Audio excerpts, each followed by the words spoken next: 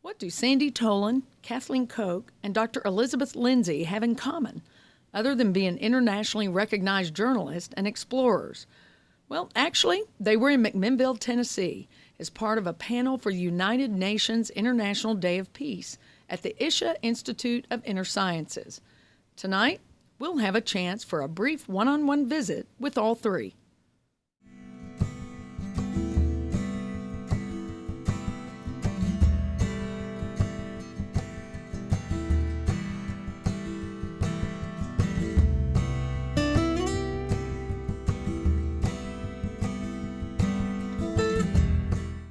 Dr. Elizabeth Lindsey is the first Polynesian explorer and female fellow in the history of the National Geographic Society. She is an internationally recognized expert in the field of cultural intelligence, a holistic system of knowledge and wisdom based on indigenous science. Elizabeth, I'm so excited to get to talk with you about your work with capturing ancestral voices, and how does this link to our interfacing as humans? Well, in so many ways. I mean, there are just any number of applications for this. What I find is that we live in a world bloated with information and data, yet starved for wisdom. And what these cultures teach us is this inherent wisdom. You know, I've been a student of elders throughout the world for most of my life. And what I have learned is that they look at things very differently. For example, they have an intimate relationship with the natural world and its resources, and they would never consider using or assaulting or consuming resources the way we do currently. So they have a great deal to teach us. I've also learned how to navigate the world by living with what these navigator priests that are called Palu in Micronesia. And the application of the way that they navigate, which is called wayfinding, which is gaining one's bearings in uncharted waters, is so applicable and relevant to the way we are needing to navigate our lives in these uncertain and unstable times. And so it's this wisdom that if we were to apply it to the modern world and to modernity, it would offer us such insight and such perspective of how to look into the eyes of a stranger and not see an adversary or an enemy, but see another human being with all of its sorrows and its joys, and transcend our own illusory boundaries, how we are separated from one another, and how geopolitical agendas keep us separated and keep us looking at others as enemies when they're really not. And that's what I've learned in my travels and being with cultures that are vanishing. We're losing so much wisdom in the process. Well, I saw that when you said when an ancestor dies or when an older person dies, yes, in our country and in when an elder dies. Yes, and when an elder dies, the library is burned, because these elders have vast sums of knowledge and wisdom in them. And when an elder dies, we lose all of that knowledge, and we can never get it back. There's no way to retrieve that degree of wisdom. And the truth is that we're all elders in training, down to little children, except that we don't live by that philosophy. We don't live by those concepts, that we all have something to share, that we carry a part of our past, of our genealogy, of our families knowing and being, into the future for children that are not yet born. But that's part of our responsibility and our stewardship. You know, I'm thinking these Tennessee hills where you're visiting right now are just full of ancestral stories and wisdom, and yet we're so focused on electronics and moving in a fast pace. I know we're missing it. I know locally we're missing it. How do you stop that? Well, you know, Emerson said something really quite extraordinary. He said, if the stars came out one night in 1,000, men would believe and adore. But because the stars come out every night, we take all of these great and vast miracles for granted. You know, what we need to do, I love the power of technology because it allows us to communicate with one another, to be able to really see in real time what's going on with humanity. And so we can use technology for good. To me, it's neutral. It's how we use it. But in fact, there must be a balance in all things. So if we can use technology in ways that keep us connected, like a metaphoric campfire when people once gathered and shared stories and were seen and were heard and listened to, I believe that also cultivates peace in an environment and circumstances that cultivate a peaceful way of being with one another. But I also believe that we need to separate ourselves enough from technology to be in the natural world again, to reconstitute or recalibrate our rhythms that are innate in us, that slow us down. There's a wonderful story that I had experienced when I was on this very small island in Micronesia. And we had nothing, no power, no water.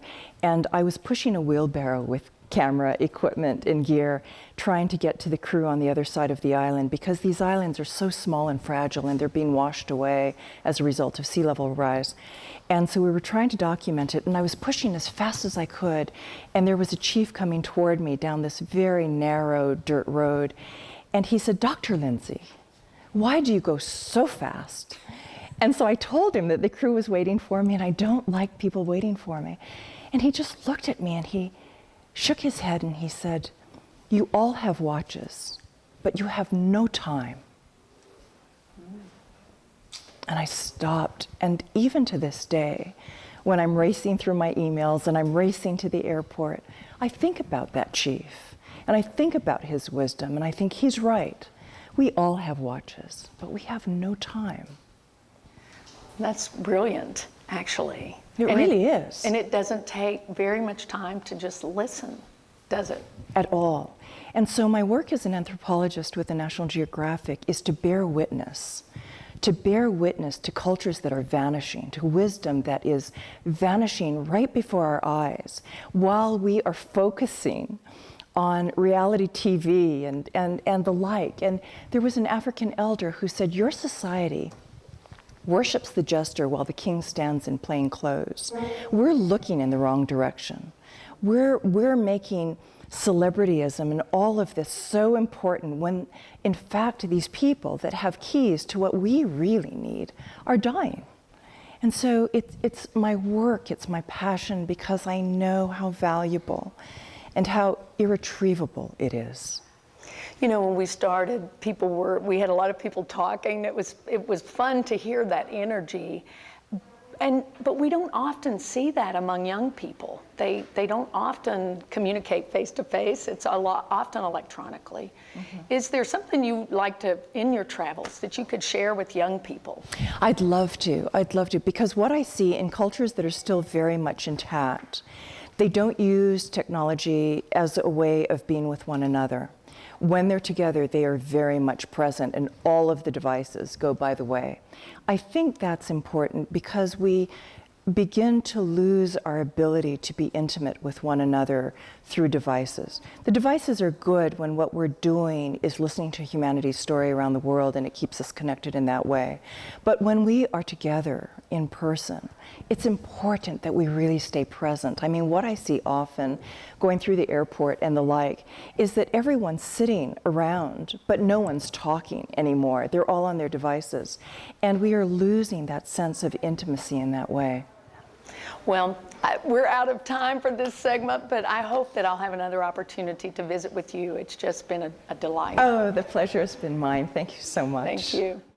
Sandy Tolan is a journalist, teacher, and documentary radio producer.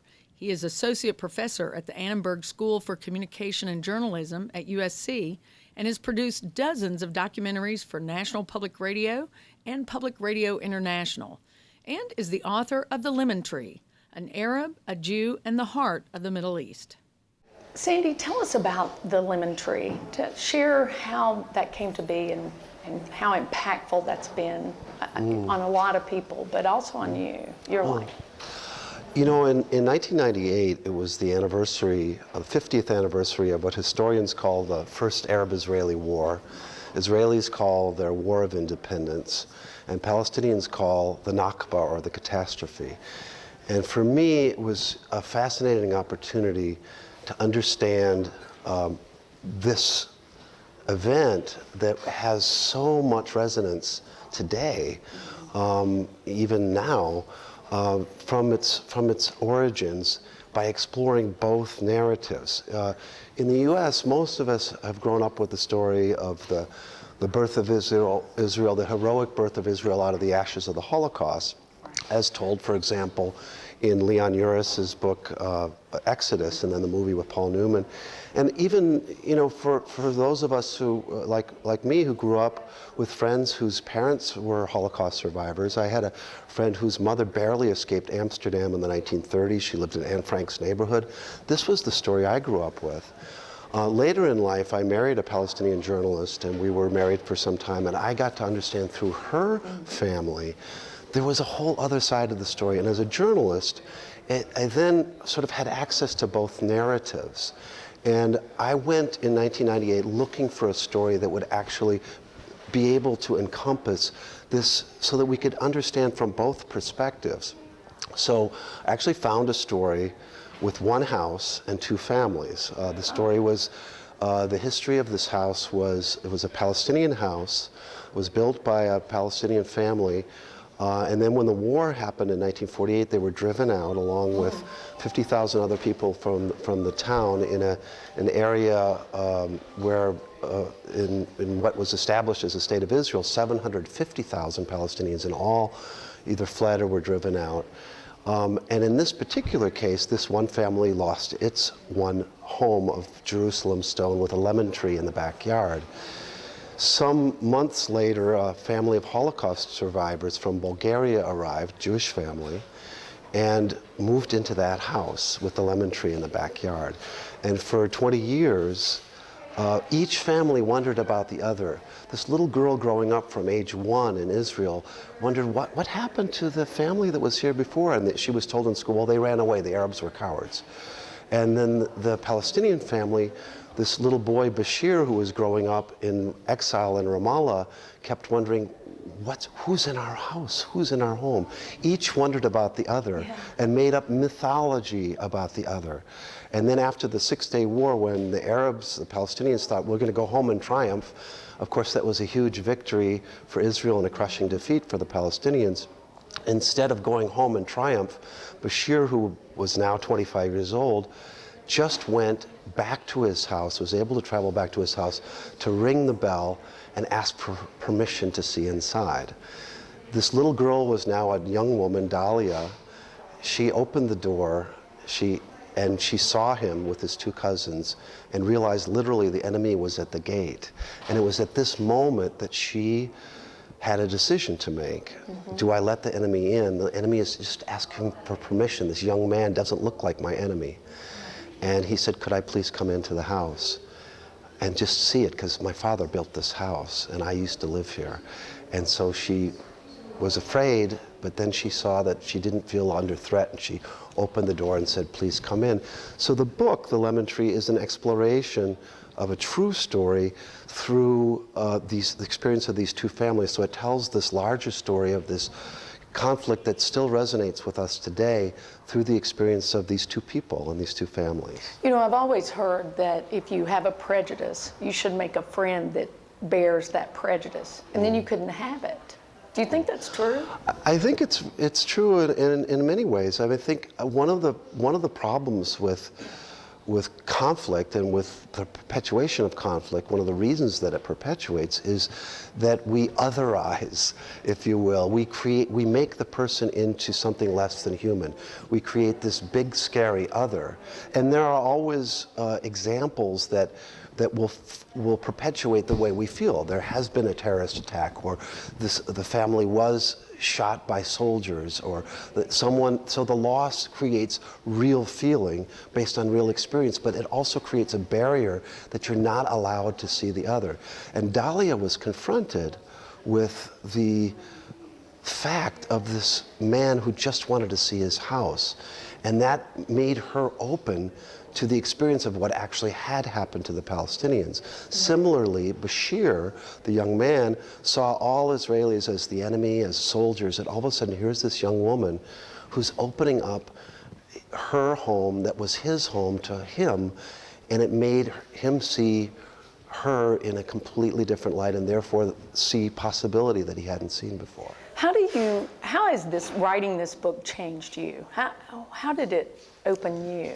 Well, it's been an incredible experience in that I never expected it to I dreamed that it might resonate the way it has, but, it still has a life 6 or 7 years after publication, and it's, brought me to places like this. And actually I've spoken to mosques and synagogues and churches and universities and bookstores and community events all over the country and even in other countries, in Jerusalem and Ramallah.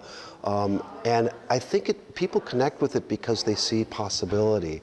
And in turn, it makes me see possibility. And I'm working on another book now about a Palestinian musician who was one of the children of the first Intifada, where kids were throwing stones to try to expel the Israeli soldiers from the occupation of their homeland. So it's made me realize how complex the conflict is and how hard it is to resolve, but it also has made me hang on to the notion of possibility through seeing the truth of another person who you might be not inclined to care about. I'm not talking about necessarily love your neighbor, that's always nice, but at least understand where your neighbor is coming from. In the little time we have left, you visit a lot across the country. What kind of message can you send to young people? Our country seems to be fractured. What can we do individually?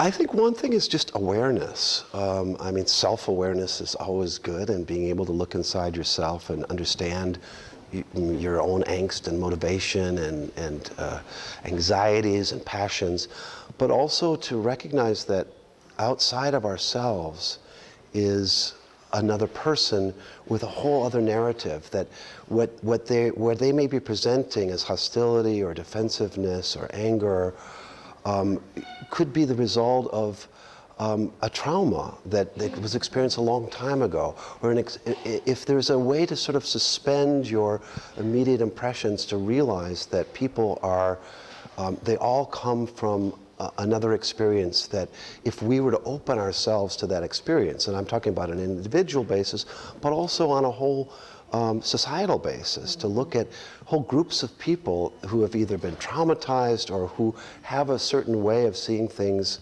in a community because of past experiences, that can soften an individual and make that person more open to accommodation and maybe reconciliation in some cases. That's great. I hate we're out of time. I hope we'll have another opportunity sometime down the road to do this again. It's really a pleasure. Thanks. Former CNN correspondent Kathleen Koch is a Washington-based author, speaker, moderator, and freelance journalist. Her best-selling book, Rising from Katrina, traces her Mississippi hometown's recovery from Hurricane Katrina and her experiences covering it. It was named Best Nonfiction in the Southeast region in the 2011 Independent Publisher Book Awards. Well, Kathleen, this is a great opportunity to welcome you to a different part of the South. Of course, you made your home growing up in Mississippi, right? Yeah, I did, but I sort of lived all over the South. I lived in Huntsville, not too far from here. Right. Mm-hmm. And then lived actually in New Orleans for a little while, lived in Orlando, but the Mississippi Gulf Coast is home. Mm-hmm. And your book, Rising from Katrina, which when you were a reporter with CNN. And, 18 years. 18 years, that's a long time. Great career. And you've had a wonderful career speaking. But this work as an author with this book, that had to be hugely powerful, and it was hugely important to tell people's stories. It was very personal, because when I covered the hurricane for CNN, I was the only reporter, national network reporter, who had grown up on the Gulf Coast, who was there reporting live as the hurricane roared in. So I saw immediately the impacts. I was in Mobile, and then every day I worked my way one city west, day by day, until I got to my hometown on Thursday, my hometown of Bay St. Louis, Mississippi. So I saw the devastation, I saw the suffering, and then I saw the great media spotlight shift over to New Orleans. And Mississippi became a footnote. And so that had always been very frustrating and painful to the people of the Mississippi Gulf Coast because they really were the ground zero of the hurricane. When it came on shore at the state line and then veered east and really went inland right over Mississippi. What happened in New Orleans, sadly, was a preventable man-made disaster where the levees that were never properly designed, built, or maintained collapsed from underneath. So writing the book was a way of really validating the suffering of the people of Mississippi, but not just that, the victory, the perseverance, the strength that I saw in the people who I had grown up with. I knew they were special. I knew they were just some of the best people on the face of the earth, but it wasn't until I saw them laid bare, stripped of everything that they had, that I really realized how unique they were. And I was so proud of them. So telling their story was just such an honor. And it was a story of healing. I wanted people to see that out of great tragedy can come great good, that there was a silver lining in that great gray cloud of Katrina, that people did pull together, people did help one another, and that it was healing in the long run. And you've done a lot. You've carried that work forward. You were very involved during Hurricane Sandy, and if you could share some of that. It was so difficult watching Hurricane Sandy come roaring in because it was, to me, it felt like watching a person walking down the railroad track with their back to an oncoming train, but they can't hear it. And you know it's going to hit them. And you know it's going to change their life forever. And there's nothing you can do to stop it. So when they were devastated by the superstorm, I just knew I had to do something to help. Well, first I went up and volunteered in the cleanup. But I'd always had this idea about partnering people who go through disaster, in particular the leaders. I saw on the Gulf Coast how having a strong, optimistic leader can really help a city bounce back more quickly from disaster. So I thought, why don't we share these lessons learned? These mayors learned so much. That's what I started doing after Sandy. I started partnering mayors from the Gulf Coast with mayors in New Jersey to share lessons learned and to help speed their recovery. And so we had mayors flying up to New Jersey. We had mayors from New Jersey flying down to the Mississippi Gulf Coast to get ideas for how to start over. I took a delegation of mayors up to the Jersey shore in May, and we were walking on the boardwalk as they were finishing it in Seaside Heights, the boardwalk now, which is sadly a lot of it has been reduced to ashes. Walking there with Mayor Bill Akers, who is one of the two mayors whose boardwalk has been re-devastated now. But we shared a lot, and I think we're helping them. And I want to take this nationwide. I want to create a nonprofit. It's going to be called Leaders Link. And that's what we want to do, share these lessons learned from disasters, after floods, after tornadoes, hurricanes, earthquakes. I've started reaching out to mayors in other cities, in Tuscaloosa and Joplin. I went and visited Greensburg, Kansas, and spent a day and a half with the people there. Wow. So people think it's a good idea, so we're going to get it rolling. And it does point out what one person can do. You know, some So people true. would say, I can't do that. I can't, I'm not Kathleen, I can't do that. But everybody can do something, right? Absolutely, and I learned that in Katrina because when I looked at the devastation that stretched around me as far as the eye could see, nothing. Piles of rubble over my head, towering in every direction. And I felt like an ant trying to move a mountain. I thought, where do we even start? How can we accomplish this? But then I saw the people in the area crawling out of the rubble and helping one another, sharing what little they had. And I saw volunteers pouring in from all over the country and all over the world. To date, more than 1 million people have come to the Mississippi Gulf Coast to help people they had never met in towns they'd never heard of. And that was when I realized, one ant alone can't move a mountain, but together tens of thousands can. It just takes one to start. So anyone can be that one. That's great. You also, talking about one more thing you've done, you did a really incredible project in Japan after the earthquake, the tsunami, that connected with children especially. Share that story. When I saw the aftermath of the earthquake and tsunami, the first thought I had is, that looks like Bay St. Louis. That looks like what was left of my hometown. after we were hit by the 30-plus foot storm surge and then the hurricane force, winds and the hopscotching tornadoes. I said, that looks like home. And I saw people there in Japan doing the same things I'd seen people in my hometown do. I saw people walking sort of dazed through town with this look on their face like they were lost, because they weren't. Because that happened in my hometown when there were no more buildings, no more street signs, no more landmarks. I almost couldn't find the house where I grew up, or the slab and the bricks that were the house where I grew up.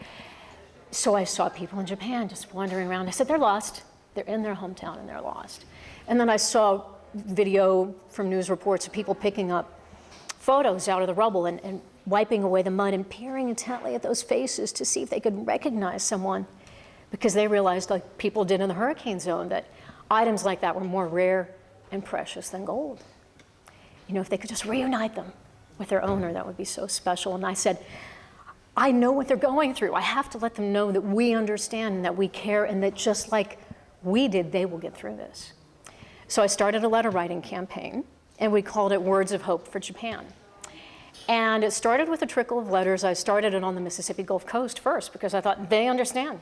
And they immediately responded. The first letters that poured in were from the Gulf Coast. And the first 10 that came in, I read those letters, and I sat and I cried, because there was such compassion, such emotion, you know, just pouring out of those pages. They were so powerful, and this is just what they need. And then it snowballed, and it got bigger and bigger, and we took it nationwide, and then people were writing from Canada and Mexico and even South Korea. So we ended up collecting nearly 6,000 cards and letters.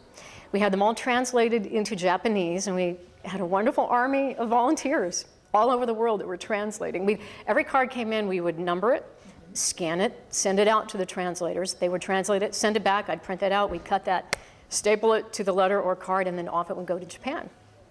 And then the letters were delivered by the Japanese American Citizens League and Direct Relief International. And they went to schools and hospitals and evacuation centers, shelters. And it really made a difference. It turned things around for a lot of people, because you feel forgotten after disasters, especially as time goes on. And the TV crews leave, you know, and then you're left there in the rubble, in the temporary housing, staring at the four walls. I have a wonderful photo that was sent to me by one of the volunteers who came upon a group of children in Iwaki City on the 4-month anniversary of the earthquake and tsunami. And they were standing there mourning and meditating by the shore. Tears were rolling down their little cheeks. And when they turned away from the water, he walked up to them, and he started handing them these cards and letters with peace signs and flowers and smiley faces. And he sent me this photo. And here are these children grinning from ear to ear, holding these cards up over their heads. And it made it all worth it. That one photo made it all worth it.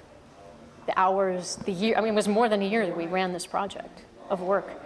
Because if we touched that group of children, and I know it was multiplied by thousands beyond that, and adults too. There was a man in Ogatsu who had a kimono shop. And the volunteer who took the letter to him, she said, you know, he was going to close it down. Most of the town of Ogatsu had been destroyed. Most of the residents had left. So he was just going to shutter the building. The kimonos were covered with mud from the tsunami. And the letter came, and I wish I knew which one it was. It must have been powerful. And he said, I'm not quitting. I'm not quitting. I'm staying. I'm going to help breathe life back into my town. I am not giving up. And those are just two stories that I know. Thank you for making a difference. You make a Anyone difference. can. It just takes one person to start.